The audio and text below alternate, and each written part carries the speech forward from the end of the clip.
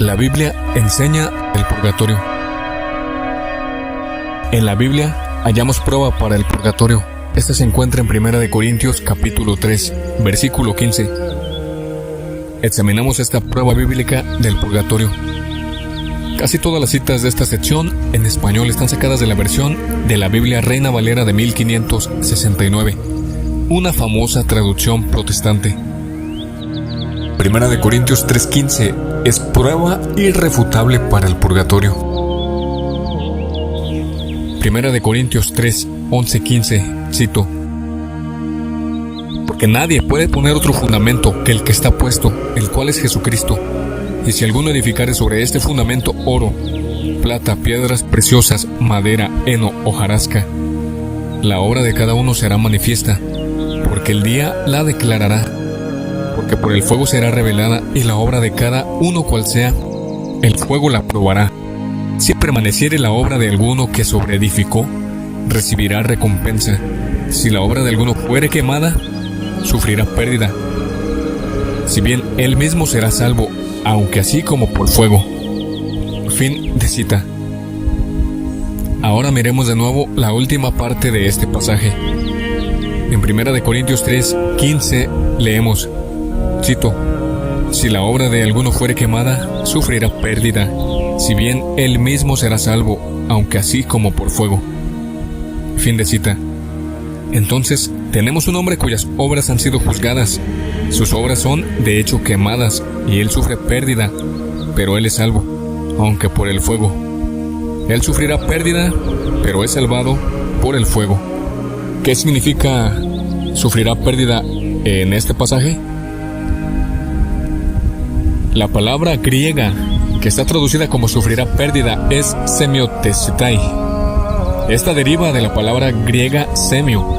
Formas de esta palabra griega semio, que se traduce como sufrirá pérdida en 1 Corintios 3:15, se encuentran en otros pasajes en la Biblia. La palabra se utiliza para referirse al castigo.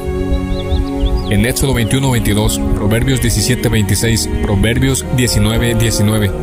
Y en otras partes, esta misma palabra griega semio se utiliza para referirse al castigo. Esto quiere decir que semiotesetai, la palabra traducida como sufrirá pérdida en 1 Corintios 3:15, puede significar castigo. Entonces, el hombre que sufre pérdida y es salvado por el fuego puede significar un hombre que es castigado y es salvado por el fuego. ¿Acaso no suena esto justamente como el purgatorio? Sí, esto suena exactamente al purgatorio porque a eso es a lo que se está refiriendo. Pero hay más del contexto de 1 Corintios 3:15 para demostrar el punto. ¿Quién es este hombre y por qué está sufriendo pérdida o castigo y siendo salvado por el fuego? El contexto de 1 Corintios 3 tiene que ver con los cristianos y ciertos pecados o malas obras. El contexto de 1 Corintios 3 trata sobre los miembros de la Iglesia de Cristo, trata sobre los creyentes cristianos de Corinto. 1 Corintios 3:3 nos dice que algunos de estos cristianos estaban cayendo en imperfecciones pecaminosas y ofensas contra Dios. Algunas de estas malas obras o pecados son identificadas en 1 Corintios 3:3 como celos, contiendas y divisiones. 1 Corintios 3:3, cito: Pues habiendo entre vosotros celos y contiendas y divisiones, ¿no sois carnales y andáis como hombres? Fin de cita. Así que el contexto de 1 Corintios 3 trata sobre los diferentes tipos de obras o creyentes, algunos de los cuales no son tan buenos. Estos diferentes tipos de obras, buenas y malas, son descritas en 1 Corintios 3:12.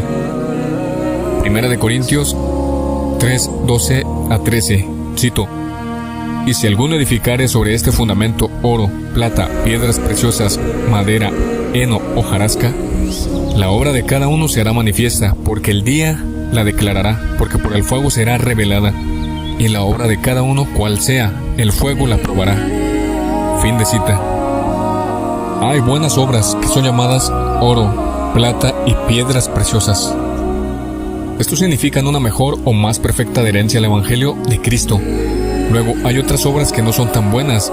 Estas malas obras o pecados incluían conflictos, contiendas, celos y divisiones innecesarias, como se mencionó arriba. Tales obras son descritas como madera, heno y hojarasca. Estas son las obras que se queman en 1 Corintios 3:15, por las cuales el hombre sufre pérdida o castigo, pero será salvo, aunque así como por fuego. Este contexto encaja perfectamente con la enseñanza católica sobre el purgatorio. El Concilio Católico de León II definió el purgatorio así.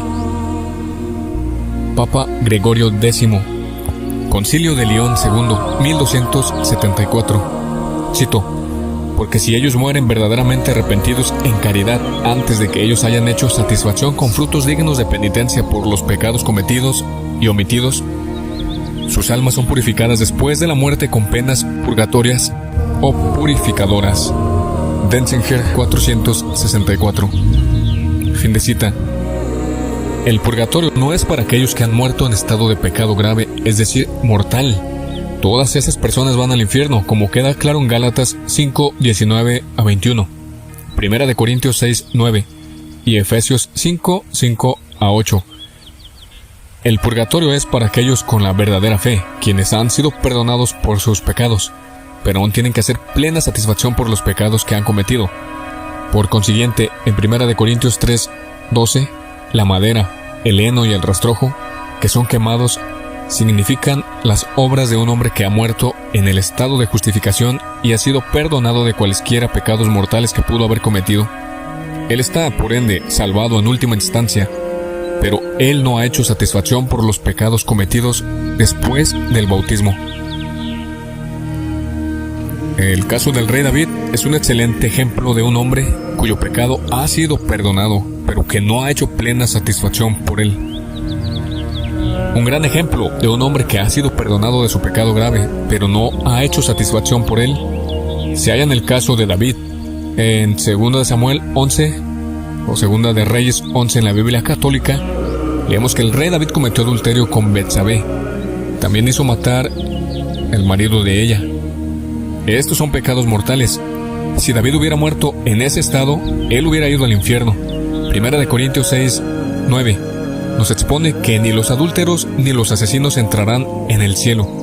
Pero David se arrepintió de sus pecados cuando fue declarado culpable por Natán en 2 de Samuel 12. 2 de Samuel 12:13. Cito: entonces dijo David a Natán: pequé contra el Señor. Y Natán dijo a David: también el Señor ha remitido tu pecado, no morirás. Fin de cita. El Señor quitó el pecado de David y Natán le dijo que no moriría. Esto quiere decir que él no moriría eternamente. La culpa del pecado fue perdonada porque David verdaderamente se arrepintió y se convirtió de su pecado. ¿Pero esto era el fin? No. La plena satisfacción por su pecado mortal aún no había sido hecha. Leemos en 2 de Samuel 12:14-15 que David tenía que sufrir la pérdida de su hijo para hacer satisfacción por su pecado. Un pecado que ya había sido perdonado.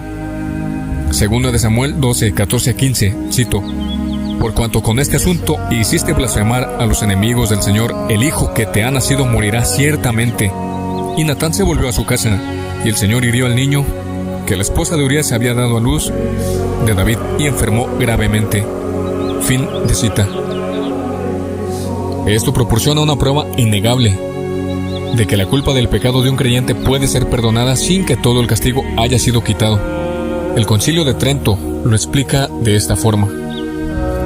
Papa Julio III, Concilio de Trento sobre el sacramento de la penitencia, sesión 14, capítulo 8, 25 de noviembre de 1551. Cito: es del todo falso y contrario a la palabra divina afirmar que nunca perdona a Dios la culpa de un pecado sin que perdone al mismo tiempo toda la pena. Ejemplos claros e ilustrativos se encuentran en las Sagradas Escrituras. Confrontación Génesis 3:16 siguientes, números 12:14, números 20:11, Segunda de Reyes 12:13 siguientes, etc. Denzinger 904. Fin de cita.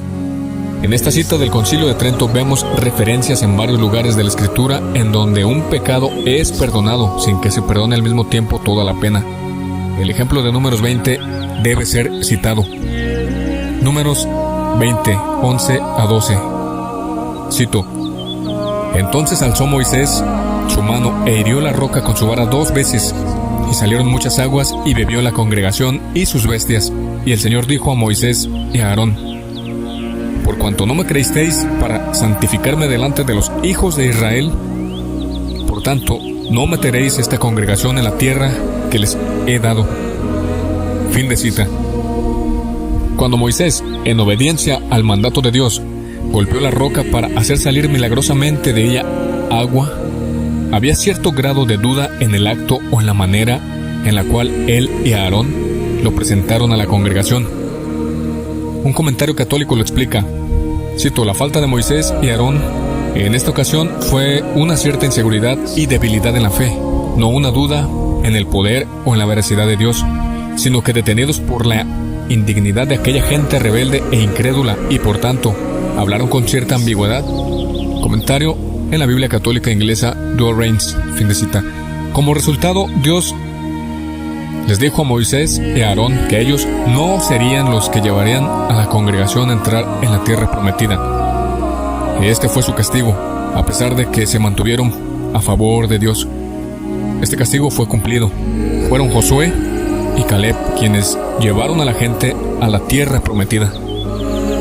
Nada impuro entrará al cielo.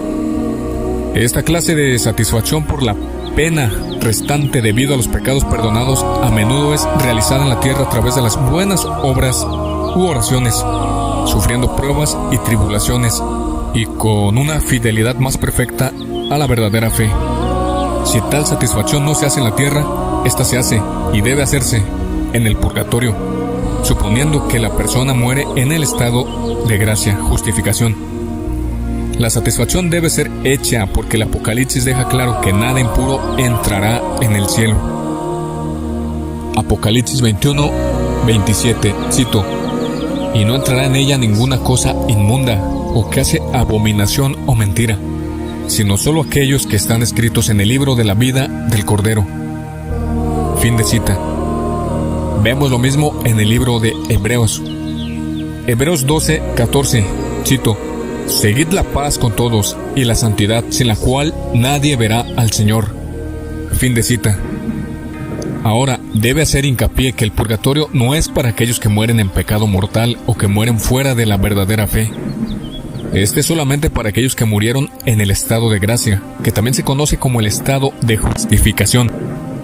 Este es para aquellos que murieron en gracia, pero no han satisfecho por la pena temporal debida a sus perdonados pecados mortales o veniales que fueron cometidos después del bautismo.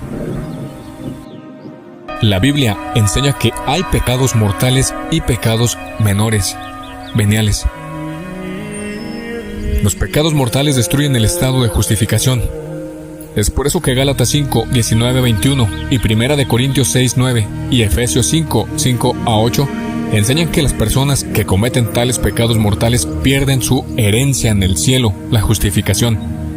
Ejemplos de pecados mortales son la fornicación, el asesinato, la embriaguez, mentir, engañar, robar, el fraude, la masturbación, mirar pornografía, dar pleno consentimiento a pensamientos impuros, la homosexualidad, la herejía, la idolatría, violar los mandamientos, etc. Si las personas mueren en el estado de pecado mortal, serán condenados. Primera de Juan 5, 16 a 17 hace distinción entre los pecados que llevan a la muerte y los que no. Primera de Juan 5, 16 a 17. Cito: si alguno viere a su hermano cometer pecado no de muerte, pedirá y Dios le dará vida. Digo a los que pecan no de muerte. Hay pecado de muerte, por el cual yo no digo que se pida. Toda maldad es pecado, mas hay pecado no de muerte. Fin de cita. En sus conciencias, las personas saben que hay una gran diferencia entre asesinar y cosas tales como arrebatos injustificables de enojo o impaciencia. Lo primero es claramente un pecado mortal, mientras que lo segundo es pecado venial. El enojo puede ser también justificable, dicho sea de paso. Los pecados veniales, por ejemplo, ofensas menores contra Dios, debilitan al alma y la hacen más vulnerable al pecado mortal. Los pecados mortales destruyen el estado de justificación y ponen al alma en estado de condenación. Es por eso que inmediatamente después del versículo que prueba el purgatorio, 1 Corintios 3:15, leemos lo siguiente. 1 Corintios 3:17, cito: Si alguno destruye el templo de Dios, Dios le destruirá a él, porque el templo de Dios, el cual sois vosotros, santo es. Fin de cita. Este pasaje habla de aquellos que mueren en pecado mortal, los no justificados. Ellos estarán perdidos. El pecado mortal solamente puede ser perdonado en la confesión con un sacerdote válidamente ordenado, como se prueba en Juan 20:23. También puede ser perdonado mediante la contrición perfecta con la intención de ir a confesarse. 1 Corintios 3:17 es muy significativo para esta discusión, pues demuestra que el contexto de 1 Corintios 3 trata sobre los pecados. Esto es importante. Si 1 Corintios 3:15 en efecto se refiere a un hombre que está sufriendo pérdida, castigo por sus pecados y que es salvado por el fuego como lo está haciendo ahora, entonces no cabe duda de que se está refiriendo al purgatorio. En un intento de escapar de esa conclusión, algunos no católicos que niegan el purgatorio argumentan que el contexto de 1 Corintios 3 no trata sobre los pecados, sino solamente sobre malas obras.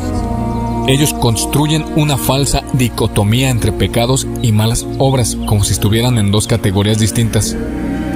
Ellos dicen que hay malas obras que no son pecados, pero su intento falla miserablemente a la luz de 1 Corintios 3:17, citado arriba. 1 Corintios 3:17 demuestra que el contexto trata sobre los pecados por los cuales algunos hombres están siendo destruidos, condenados. Más allá de esto, el Nuevo Testamento no enseña que haya diferencia entre pecados y malas obras. Todo esto establece que los pecados menores o las satisfacciones o imperfecciones que le quedan a alguno y que son quemadas, como lo leemos en 1 Corintios 3:15, son de hecho castigos por los pecados en el purgatorio. Otras pruebas indirectas del purgatorio, Mateo 5:25 y Mateo 12:32. Otras pruebas indirectas del purgatorio se encuentran en otras partes del Nuevo Testamento. La siguiente parábola de Jesús es un ejemplo. Mateo 5:25-26, cito: Ponte de acuerdo pronto con tu adversario, mientras estás con él en el camino. No sea que el adversario te entregue al juez y el juez te entregue al alguacil, y seas echado en la cárcel. De cierto te digo que no saldrás de allí hasta que pagues el último cuadrante. Fin de cita. Vemos que Jesús cuenta en la parábola sobre un hombre que, por sus faltas, es echado a la cárcel hasta que pague o satisfaga su deuda. Esto es exactamente el purgatorio. Mateo 12:32 también es muy relevante en esta cuestión. Mateo 12:32, cito: Y a cualquiera que dijere palabra contra el Hijo del Hombre, le será perdonado. Pero a cualquiera que hablare contra el Espíritu Santo, no le será perdonado, ni en este mundo, ni en el venidero. Fin de cita. ¿Por qué diría Jesús que el pecado contra el Espíritu Santo no será perdonado en este mundo, ni en el mundo venidero? Un padre de la Iglesia, tal como el Papa San Gregorio Magno, entendió estas palabras de Jesús para indicar que ciertos pecados serán perdonados o satisfechos en el mundo venidero, en el purgatorio. Papa San Gregorio Magno, Diálogos 4,40, 593 después de Cristo. Cito: Cada quien es presentado en el juicio, tal cual es cuando marcha de esta vida. No obstante, debe creerse que hay, por causa de ciertas faltas menores, un fuego purgatorial antes del juicio, en vista del hecho de que la verdad, Jesús dice que si alguien blasfema contra el Espíritu Santo, no será perdonado ni en este mundo ni en el venidero. Mateo 12:32. En esta declaración se nos da a entender que algunas faltas pueden ser perdonadas en este mundo y otras en el mundo venidero. Porque si alguna cosa se le niega a alguno en particular, el intelecto lógicamente infiere que esta misma cosa se le garantiza a otros. Pero, como dije antes, debe creerse como si fuera una posible disposición para los pecados menores y pequeños. William Youngers, The Faith of the Early Fathers, La Fe de los Primeros Padres, volumen 3, 2321. Fin de cita. Juan 15, 2 y Primera de Pedro 1, 7. Dios usa el fuego y la disciplina para purgar a sus hijos. Esto corresponde al purgatorio. La Biblia también enseña que Dios usa el fuego y la disciplina para reformar y purgar a sus hijos. Juan 15, 2, cito: todo pámpano que en mí no lleva fruto lo quita, y todo aquel que lleva fruto lo limpia para que lleve más fruto. Fin de cita.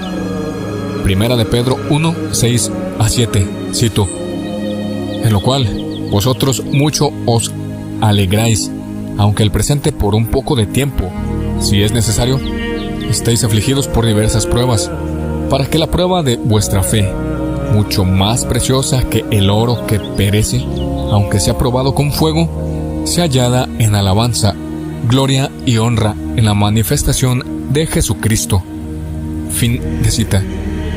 Jesús disciplina a sus hijos para hacerlos más perfectos y para que lleven más fruto. Si no se hace así, la satisfacción en la tierra se deberá hacer en el purgatorio. ¿Pero acaso los sufrimientos de Jesús en la cruz no compensaron todo? A algunos no católicos les gusta pensar que la pasión y muerte de Jesucristo compensaron todo, incluyendo la pena debida por los pecados futuros. Dicen ellos: no hay que preocuparse por cosas tales como el purgatorio, porque Jesucristo pagó el precio por todo. Este argumento es falso por varias razones. En primer lugar, Colosenses 1:24 prueba que esto es falso. Colosenses 1:24, cito: que ahora me regocijo en lo que padezco por vosotros y cumplo en mi carne lo que falta de las aflicciones de Cristo por su cuerpo, que es la iglesia. Fin de cita. Este versículo podría impactar a aquellos que no estén familiarizados con él. Pablo dice que él cumple para la iglesia esas cosas que faltan de las aflicciones de Cristo. El sufrimiento de Cristo fue perfecto y de valor infinito. Entonces, ¿qué significa este versículo? Lo que San Pablo quiere decir es que todavía faltan muchos sufrimientos y son necesarios para que los miembros de la iglesia trabajen en su salvación, lo cual fue toda hecha posible por el sacrificio de Cristo. Este versículo prueba que el sacrificio de Cristo no suprimió todas las preocupaciones acerca de la posibilidad de un castigo futuro, debido a los pecados de alguno. Si hubiera sido así, entonces Pablo nunca hubiera dicho que sus sufrimientos cumplen para los miembros de la iglesia lo que falta en el sacrificio de Cristo. Ni tampoco hubiera hablado Jesús de los castigos por los pecados, cosa que él hace reiteradamente. Este versículo, Colosenses 1:24, también prueba la doctrina católica de la comunión de los santos y el efecto de la oración y el sacrificio intercesor. En segundo lugar, el susodicho argumento protestante se refuta por lo siguiente: si fuera verdad que el sacrificio de Jesús compensó todo, incluyendo la pena debida por los pecados futuros de todo hombre, entonces nadie tendría que creer o hacer nada para salvarse. El sacrificio de Jesús habría pagado el precio por todo esto. Pero incluso los mismos no católicos que sostienen que Jesús compensó todo, admiten que no todos los hombres se salvan. Ellos admiten que las personas deben hacer algo para ser salvos. Con tal admisión, ellos se contradicen y desacreditan su argumento de que los sufrimientos de Cristo se ocuparon de todo. En tercer lugar, este argumento se basa en una grave incomprensión sobre la redención de Cristo. ¿Cuál es el significado de la pasión y muerte de Jesucristo? Jesucristo redimió al mundo y destruyó los pecados de los hombres, como lo definió el Concilio Católico de Florencia. Papa Eugenio IV, Concilio de Florencia, Bula Cantate Domino, 1441, ex cátedra. Cito: la Sacrosanta Iglesia Romana firmemente cree, profesa y enseña que nadie concebido de hombre y de mujer fue jamás librado del dominio del diablo, sino por merecimiento del que es mediador entre Dios y los hombres, Jesucristo Señor nuestro, quien, concebido sin pecado, nacido y muerto al borrar nuestros pecados, él solo por su muerte derribó al enemigo del género humano y abrió la entrada del reino celeste, que el primer hombre por su propio pecado con toda su sucesión había perdido. Fin de cita. Esto quiere decir que todo pecado que es perdonado por Jesucristo y específicamente por el mérito de su pasión y muerte. Este perdón se garantiza solamente para aquellos que lo siguen y hacen lo que Él dice que hagan. Juan 2:5. Lo que les permite beneficiarse de su redención. Esto no significa que Dios no castigará a los hombres por sus futuros pecados. Tampoco significa que la pena por todos los pecados del mundo entero ha sido eliminada. El verdadero Antiguo Testamento prueba el purgatorio.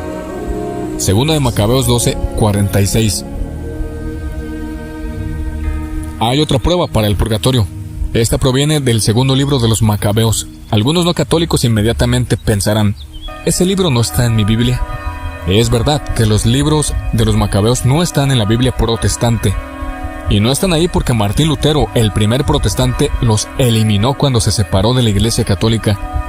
También agregó la palabra sola a Romanos 3:28 y criticó otros libros que permanecieron en la Biblia protestante, como el libro de Santiago. En total, faltan 7 libros del Antiguo Testamento en la Biblia protestante. Esos libros fueron suprimidos porque contienen cosas que el catolicismo enseña y el protestantismo rechaza. A pesar de que estos libros fueron parte del canon o colección de la Escritura desde el tiempo de la Iglesia primitiva, la Biblia protestante los rechaza. El hecho de que los libros que el protestantismo rechaza, tales como los libros de los Macabeos, son verdaderamente parte de la Escritura se puede probar con la Biblia misma. La Septuaginta. Existe algo llamado la Septuaginta. La Septuaginta fue la famosa traducción griega del Antiguo Testamento, que fue hecha por 70 eruditos unos siglos antes del nacimiento de Jesucristo. Usted puede leer mucho sobre la Septuaginta en Internet.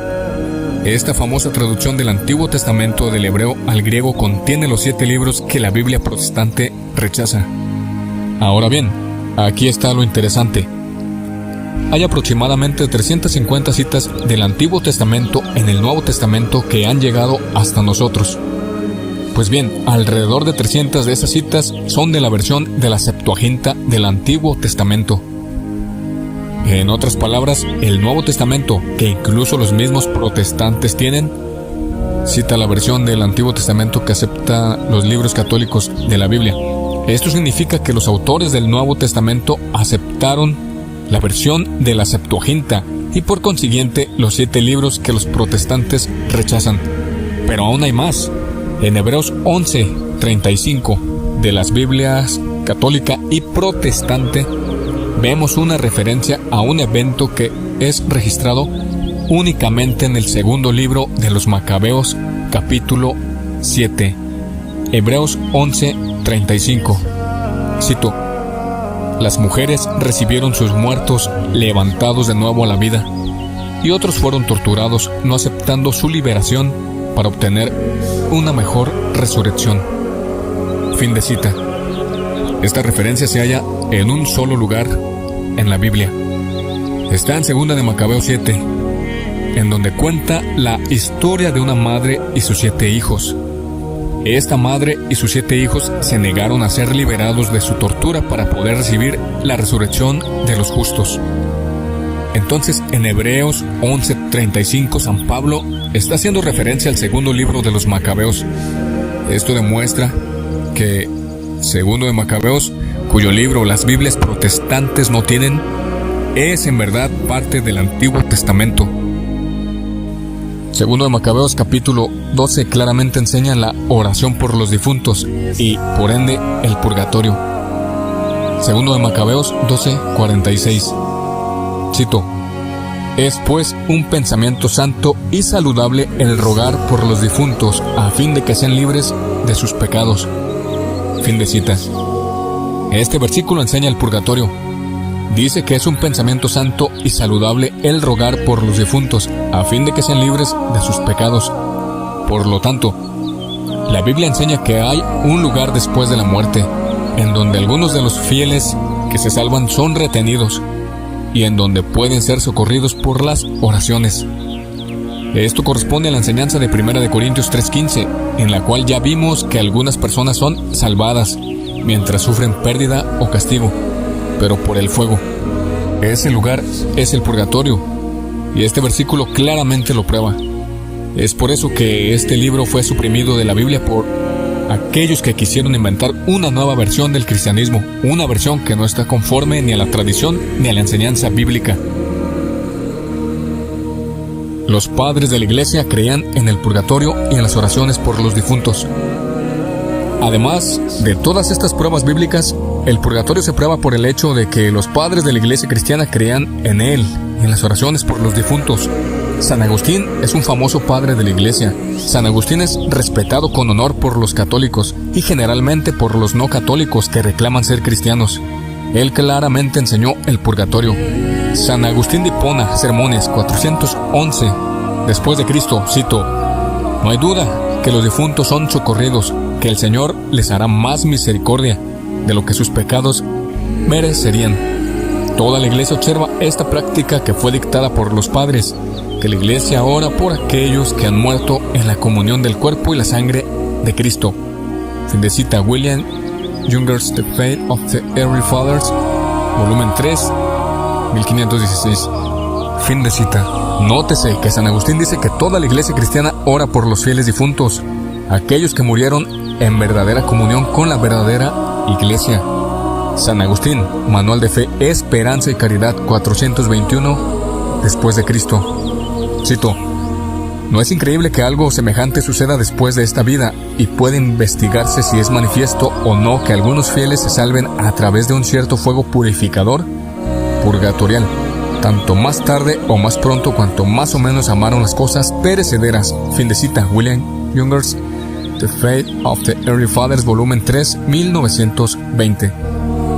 San Agustín, Manual de Fe, Esperanza y Caridad, 421 después de Cristo. Cito: "No se puede negar que las almas de los difuntos son aliviadas por la piedad de sus parientes vivos, cuando se ofrece por ellas el sacrificio del mediador o cuando se hacen limosnas en la iglesia". Fin de cita. William Younger's The Faith of the Early Fathers, volumen 3, 1930. Muchos otros padres pueden citarse. Aquí solamente cito algunos pocos. San Gregorio de Niza, Sermón sobre la muerte, 383 después de Cristo. Cito: "Un hombre encuentra que no es capaz de ser partícipe de la divinidad hasta que haya sido purgado del inmundo contagio de su alma por el fuego purificador". Fin de cita. Tertuliano, Monogamia, 213 después de Cristo. Cito: "Una mujer después de la muerte de su marido ora por su alma y pide que él pueda, mientras espera encontrar descanso, y que pueda participar en la primera resurrección, y cada año, en el aniversario de su muerte, ella ofrece el sacrificio". Fin de cita. Esto prueba que inclusive en el siglo III la práctica de la iglesia era orar por los fieles difuntos, aquellos que murieron con la verdadera fe y aparentemente libres de pecado mortal. San Cirilo de Jerusalén, Lecturas Catequéticas, 350 después de Cristo. Cito: "Ahora hacemos mención también de aquellos que ya han caído dormidos, porque nosotros creemos que esto será de gran beneficio para las almas de aquellos a quienes nuestra petición es llevada". Fin de cita. San Juan Crisóstomo, Homilías sobre Primera de Corintios, 392 después de Cristo. Cito: "Permítasenos ayudarlos y conmemorarlos. Si los hijos de Job fueron purificados por el sacrificio de su padre", Job 1:5, "¿por qué dudaríamos que nuestras ofrendas por los muertos no les traiga algún consuelo? No dudemos en ayudar a aquellos que han muerto y ofrezcamos nuestras oraciones por ellos". Fin de cita. Podemos ver que el purgatorio fue enseñado en la Sagrada Escritura y fue creído por los primeros cristianos. ¿Por qué los cristianos primitivos creyeron en el purgatorio y en la oración por los muertos? Obviamente no es porque esta fuera una doctrina hecha por el hombre, sino porque vieron claramente que fue enseñada en la Biblia y que era parte de la tradición recibida de los apóstoles.